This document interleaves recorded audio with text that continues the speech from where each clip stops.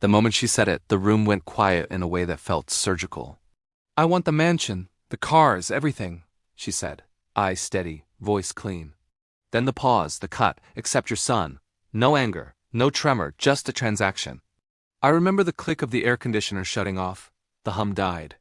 Silence moved in and took a seat between us. Her lawyer didn't flinch. Mine inhaled sharply. My mother's hand found my wrist under the table. A warning squeeze, a plea. I said nothing. I watched my wife study my face for damage and find none. She mistook calm for weakness. People always do. The conference room smelled like lemon cleaner and old paper. Sunlight leaned in through the blinds and striped the table like a barcode. Everyone looked at me as if I'd been sentenced and hadn't realized it yet. My lawyer whispered, "We can fight this." My brother shook his head slowly. My father stared at the table. My wife crossed her legs and smiled like the deal was already done. That smile told me everything I needed to know. Not about her greed, about her certainty. She believed she had me mapped, predictable, emotional, afraid. To lose, she believed wrong. The betrayal wasn't the divorce. That was paperwork. The betrayal was the line she crossed without blinking, reducing our son to a bargaining chip she didn't even want to bargain for. That was the moment something in me shut down. Not loudly, not dramatically, like a breaker flipping behind the walls. I nodded once.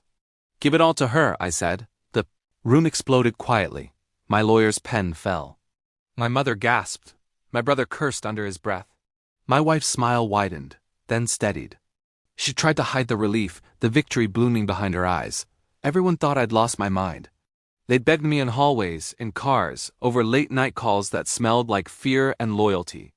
They spoke about precedent, about optics, about what a man should do when cornered. I listened. I thanked them. I did nothing. Silence became my alibi.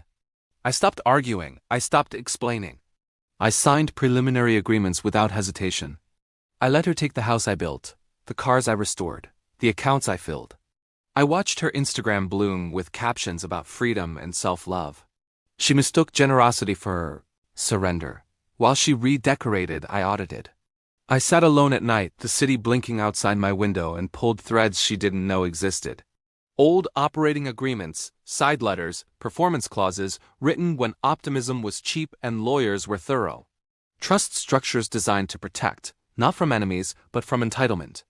I remembered every favor, every loan, every signature done on faith. I didn't rush. Rushing is how amateurs bleed.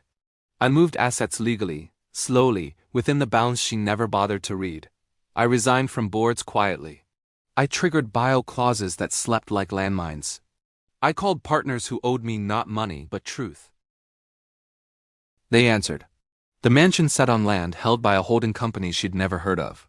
The cars were leased through an entity whose guarantor I replaced months earlier. The accounts she flaunted were operational, not residual. Ritual-looking, thin underneath, I let her lawyer draft triumph. I let mine say nothing.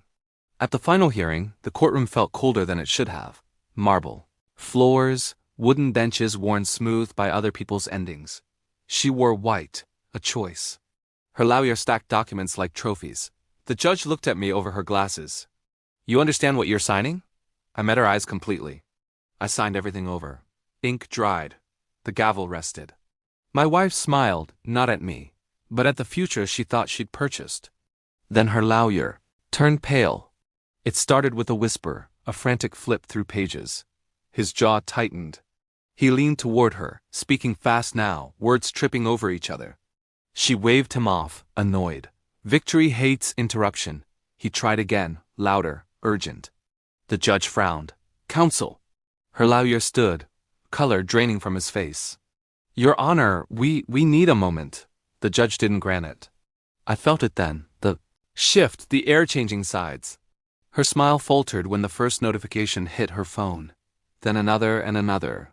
She looked at the screen, confused, then angry, then afraid. The mansion's deed had reverted pending a triggered clause. The holding company dissolved its lease. The cars were recalled. The accounts froze under a review she'd never authorized because she never had authority to authorize it. The judge read from a document she'd never read at all. I watched her world do something beautiful. It obeyed the rules. She stood up too fast. "This is impossible." Her lawyer sat down like his bones had turned to water. The judge looked at me again. Mister, I spoke softly. I kept my son. That was all. Outside the sky was the color of clean steel. She followed me down the steps, heels clicking, voice cracking now, stripped of polish. You planned this. I stopped. I turned. I let her see my face fully for the first time in months. I accepted your terms, I said. You just didn't understand them. She tried to speak, failed, tried again. You ruined me. I shook my head. No, I removed what wasn't yours. She reached for my arm. I stepped back. Boundaries matter most when someone forgets they exist. My phone buzzed. A photo from my son. A crooked smile. A thumbs up. He was waiting. I walked away. I didn't feel joy. I felt alignment. The quiet satisfaction of gravity working the way it always does. Slow, impartial, inevitable. She wanted everything except my son.